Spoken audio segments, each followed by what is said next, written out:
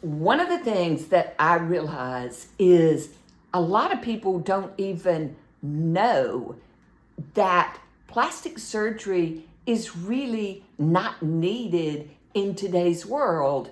Look, there's always noses and ears and things that people want to do.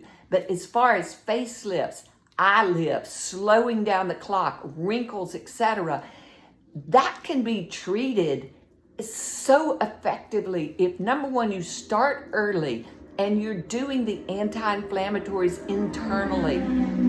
You're eating, you're exercising, you're eating correctly, healthfully, you're exercising, and then you're using maximal physician strength skin products, which are keeping your skin from aging, keeping your skin from falling. The earlier you start, the better.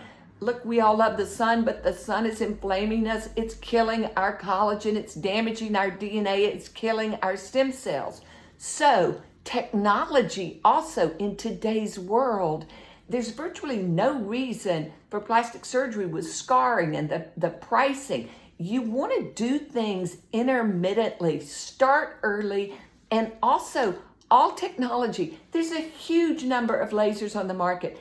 They are not technology lasers, whichever you want to call them.